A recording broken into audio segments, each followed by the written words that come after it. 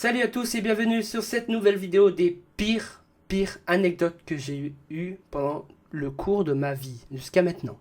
Et je vous jure que j'ai potentiellement battu tous les professionnels de cascadeurs, sans le vouloir. Sans le vouloir, franchement, il y a potentiellement les meilleures pépites que je peux vous donner. Vous pouvez appuyer sur ce petit bouton qui est juste là ou là. C'est gratuit, ça s'appelle un abonnement.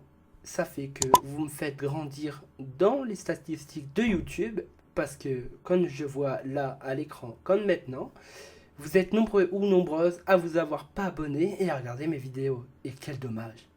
Allez, là cette fois-ci c'est une jingle.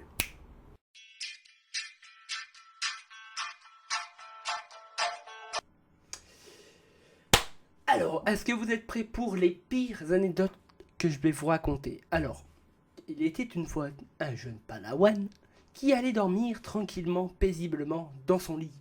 Mais du coup, cette personne avait des reptiles chez lui. Pour l'instant, il n'y en avait que un, des reptiles. C'était la première fois qu'il l'avait. Tranquille et tout se passe bien, parfait. Hop, je dors et tout, tranquille. Et là, d'un coup, je me réveille un matin, nez à nez, mais nez à nez avec mon serpent. C'est là le moment malaise où tu dis t'es là, t'es pas bien, là t'es là, t'es en train de suer, là tu t'es à peine réveillé, ben là dis-toi que la claque tu te l'es pris direct, comme un bain froid. Là t'es réveillé tout de suite, t'es là, comment ça se fait que t'es là? Il y a un million de questions, genre comment ça se fait que t'es là, comment ça se fait que qu'est-ce que tu vas me faire? Du coup, ça fait que je recule tranquillement, jusqu'à temps que je bouge comme ça. Il n'y a pas branché d'un poil, genre, balèque, frère, moi je suis là, ça va bien. Genre, il n'y a pas bougé. Moi, genre, j'ai saisi, tu vois. Mais genre, lui, il restait, genre, comme ça, tranquille, sur le lit. Et encore, il s'est installé sur le lit, il a fait un tour, et s'est juste posé. Alors que de base, et je sais pas. Du coup, bah, ça fait que bah, moi, je vais tout de suite vers le terrarium pour voir s'il était ouvert, si je l'avais pas oublié ou quoi que ce soit. Et là, il n'y a rien. Là, le terrarium, il est fermé. Genre fermé. Genre, et juste les portes, c'est coulissant. Donc, il y a juste à la fermeture par une clé. Je sais pas comment vous expliquer, mais voilà, il y aura l'image de la fermeture de la porte. Mais du coup, le terrarium il était fermé. Genre, pas moyen qu'il passe. Ah, pas mis, genre vraiment ça, genre vraiment le petit truc comme ça. J'ai toujours pas la solution comment il a fait pour sortir. Ça, à l'heure d'aujourd'hui, là que je vous raconte l'histoire, j'ai toujours pas trouvé comment il a fait pour se barrer de là. Prochaine anecdote, partie 2. J'avais une console PS3 où je l'avais reçue et tout dans une carton. J'avais fait un unboxing, mais maintenant elle y est plus. La vidéo elle y est plus. Elle était sur l'ancienne chaîne en fait. Donc bah du coup ça fait que je reçois la console PS3 et tout, Jailbreak. Hein, c'était le temps où on jouait à GTA mode menu, Call of mode menu et tout. On faisait des petites codes de triche pour offrir des cadeaux et tout aux gens et tout. Ça fait que bah, je joue et tout tranquille et je me fais ban. Au bout de 5 mois. Au bout de 5 mois, je me fais ban. Bon bah tant pis, je vais racheter ça s'appelle un code ID, un identifiant pour te remettre dans la connexion internet. Un truc comme ça. Donc ça fait que je contacte quelqu'un et tout, tranquille. Hop, je paye 20 euros, tranquille. Et là, euh, bah, moi ça fait que je le mets et tout va bien, je joue tranquille et tout. Toute la journée je joue genre tranquille, mais genre sans les modes menus, parce que je me suis dit je vais pas commencer tout de suite, je vais attendre plusieurs jours en jouant safe, tu vois, genre je sors safe, tranquille. Bon voilà, tranquille et tout. Au final, bah, le lendemain, je suis rebanni. C'est une blague. Donc ça fait que j'appelle la personne en question. Je fais non mais attends, t'es une blague et tout. Tu sais pas me dire qu'il y avait une vague de bannissement et tout. Et là il me regarde, il me dit ah désolé j'avais oublié, c'est vrai, il y avait bien une vague le lendemain. Et du coup ça se passe comment? Genre je peux récupérer mes 20 balles ou... Et là il me répond bah non, c'est fait c'est fait. Mais la prochaine, bah du coup tu peux racheter un autre idée si tu veux. Et je suis bah là nique ta mère, tu vois, genre je t'ai passé, j'ai payé 20 boules, je vais pas repayer 20 boules. Prochaine anecdote. De ouf. Alors vous connaissez d'habitude la Ducasse, c'est tout tranquille, voilà. Tommy va à la Ducasse, voilà. Donc bah il y a les autos tamponneuses, les machines à coups de poing, les trucs pour bouffer et tout. Vous voyez le délire, ça tue et tout. Tommy s'amuse. Et à un moment donné, il va sur les autos. Et du coup, bah, ça fait que bah, les autos, ils commencent à être. Bah, ils ont été démarrés, mais ils étaient à peine démarrés il y a 5 minutes. 5 minutes. Bah, moi, je m'en fous que ça a démarré il y a 5 minutes. Je m'en fous. Je prends un jeton et je prends la voiture, je me casse. Ça fait que mon pied, y était sur le rebord du de l'auto tamponneuse, tu vois, parce que bah, t'as la barrière pour pas que l'auto elle se barre, et t'avais l'auto, donc il y avait ça d'espace. Comme ça, je pouvais repartir tout de suite. Donc ça fait que j'ai mis mon pied et j'avais mis l'autre pied pour aller pour partir. Ça fait que cette vieille bouffonne, elle fait quoi? Elle fait oui. Until you fall asleep. Minecraft. C'est à ce moment-là que j'aurais dû peut-être créer Minecraft. Mon pied il a ressemblé à un cube. Donc ça fait que bah ma tronche à l'hôpital. Donc bah au final radio et tout, bon bah ça va, vous avez juste une entorse et tout. Ouais mais ça douille. Ouais mais c'est le coup et tout. Ça repasse et du coup bah Tommy il retourne. Mais genre plusieurs jours plus tard. Tôt je dis pas ça va, il y a genre 2, 3, 4 personnes, c'est bon, c'est safe. Parce que moi je vais toujours vers la soirée ou fin d'après-midi, genre le commencement le midi. Je sais pas comment ça s'est passé, je sais pas comment ça s'est passé, mais ça s'est passé vite. En gros, mon doigt il a atterri en dessous de la roulette de l'auto. Va foutre ta main en dessous de l'auto. Je sais pas comment j'ai fait. Frère, je crois que l'auto elle s'est soulevée. Elle a soulevé avec le choc et mon doigt il a passé avec. Je sais pas. Je sais plus comment j'ai fait. Ou je sais pas, ça a été tellement vite, mais mon doigt il a passé en dessous de la roulette. Et du coup, bah. Là, je peux faire ça. Là, je peux. Je vais à l'hôpital. Il y a 11 personnes. 11 personnes pour un doigt. Je fais ma radio tranquille. Il y a 11 personnes qui débarquent. Mais un par un. Un par un. Un par un. Bon, sur le coup, je dis, bah ça y est, c'est des stagiaires, tu vois. Genre, bah, ils peuvent apprendre, tu vois, je m'en fous. Non, non, c'était pas des stagiaires. C'était des personnes qui, genre, c'est pété ou c'est pas pété? Eh frère, viens qu'on peut voir. C'est pété ou c'est pas pété? Il y a une fissure. Ouais, et du coup, bah, c'est pas pété. Alors, du coup, ça me fait que, en gros, d'ici à là, j'ai une grande fissure, un grand trou dans l'os, en fait, j'ai un grand trou, mais c'est pas pété. What the fuck? What? Passons à la 5e. Attention, celle-là peut choquer des personnes très sensibles. Tranquillou. Je vais donc du coup à l'ophtalmo parce que tu vois, je porte des lunettes. Je vais mettre les gouttes là qui montent dans les yeux pour aller voir si j'ai une bonne vue ou pas, si elle s'améliore. Du coup voilà, tranquille, hop, la journée passe, l'après-midi passe, je vais chez mon pote et tout, on joue tranquille à la console et tout. Et là je vois que mes yeux ça va, tu vois, je vois bien, tu vois, je commence à bien voir. Voilà pas l'idée qu'on a, c'est d'aller faire du trampoline.